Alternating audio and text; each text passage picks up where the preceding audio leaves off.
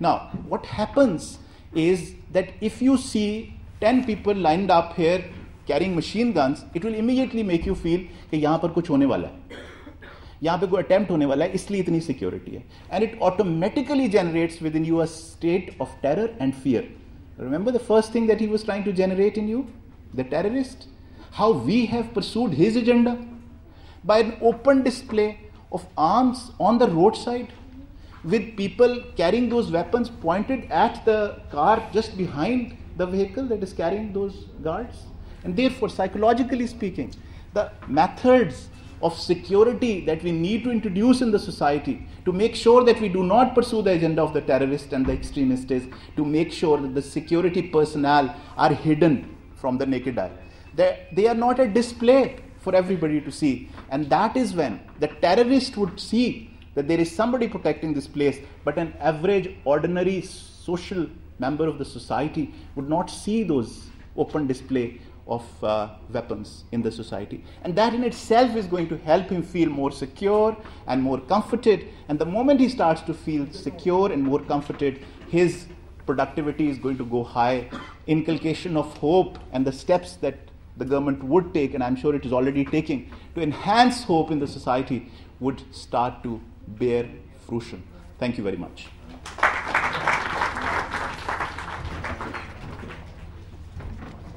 Thank you so much, Brigadier Muaddaz Rana. I mean, the way you explained fear and the way you explained the psychological perspective, we really do not have words. Talking about hope, we have a singer amongst us who has international acclamation. He's the only person who has actually thought about the youth of Pakistan, who has actually come across us and said that we need a parliament here. So please welcome on stage Abrarul Haq.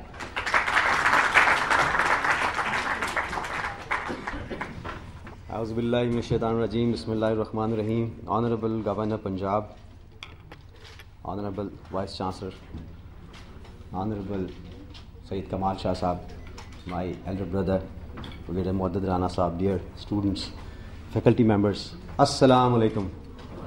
This is indeed a pleasure for me to be here in such a profound institution of yours. I have not been here,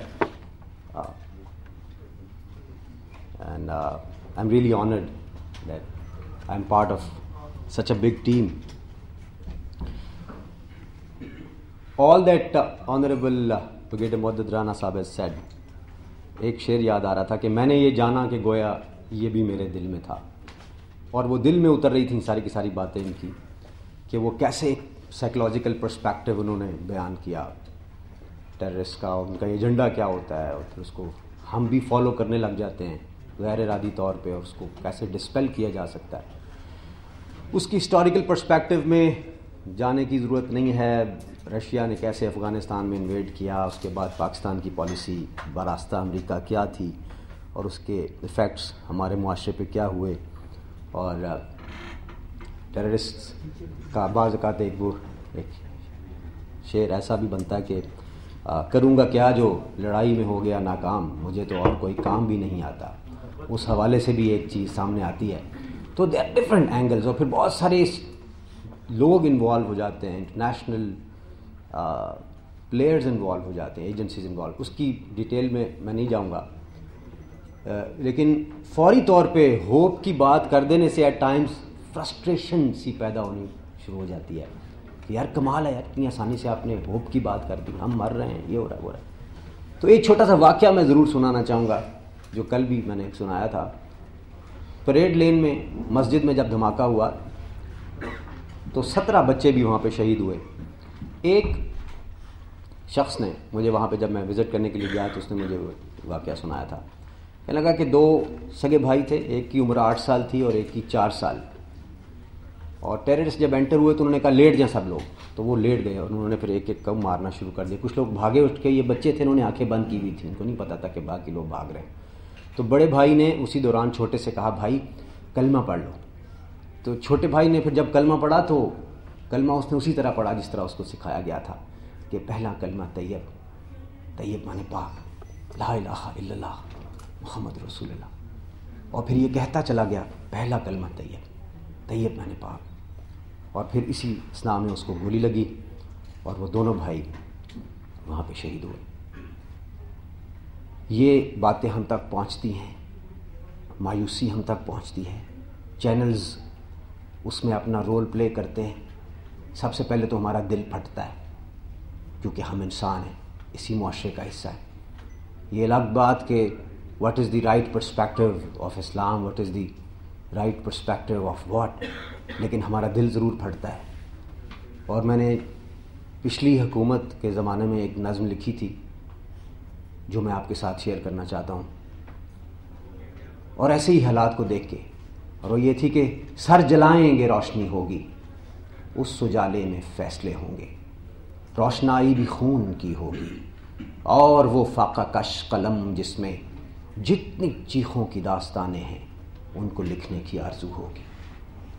سر جلائیں گے روشنی ہوگی، اس سجالے میں فیصلے ہوں گے، روشنائی بھی خون کی ہوگی، اور وہ فاقہ کش قلم جس میں جتنی چیخوں کی داستانیں ہیں ان کو لکھنے کی آرزو ہوگی. نہ ہی لمحہ قرار کا ہوگا، نہ ہی رستہ فرار کا ہوگا، وہ عدالت غریب کی ہوگی، جان اٹکی وزیر کی ہوگی.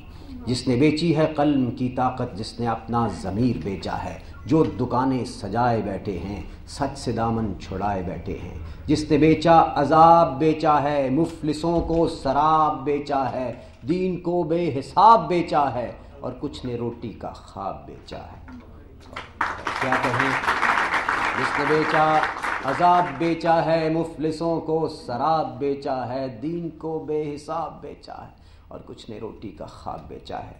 اور کیا کہیں ہم کہ قوم نے خود کو کس طرح بار بار بیچا ہے، کس طرح بار بار بیچا ہے.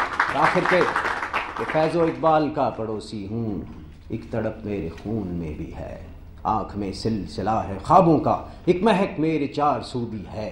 جھونپڑی کے نصیب بدلیں گے، پھر کہیں انقلاب آئے گا، بیٹھ رہنے سے کچھ نہیں ہوگا، ایک دن انقلاب آئے گا، ایک دن انقلاب. اور بات یہی ہے کہ جب تک جھونپڑی کے نصیب نہیں بدلیں گے، جب تک انصاف معاشرے میں نہیں آئے گا، جب تک بھوکے کو روٹی نہیں ملے گی، جب تک یہ ایک ویلفیئر اسٹیٹ کا کانسیپٹ سامنے نہیں آئے گا، معاملات بڑے مشکل ہیں، بڑے مشکل ہیں. ہم سارے کے سارے اس میں رسپانسبل ہیں. یہ ایک مایوسی کی پکچر تھی جو ابھی تک میں نے آپ کے سامنے رکھی، کیونکہ اس کے بغیر وہ اجالا دکھانا ممکن نہیں تھا. یہ بات کرنے کا مقصد مایوسی پھیلانا نہیں تھا، یہ بتانا تھا کہ ہم جانتے ہیں کہ سچویشن خراب ہے، اس میں کوئی شک نہیں ہے. جن لوگوں کے لواحقین، جن لوگوں کے رشتہ دار دھماکوں کے اندر اڑے ہیں، دنیا سے گئے ہیں، ہم ان کے دکھ میں برابر کے شریک ہیں. ہمارا بھی دل جلتا ہے، ہمارے بھی خیالات ان سے فرق نہیں ہیں.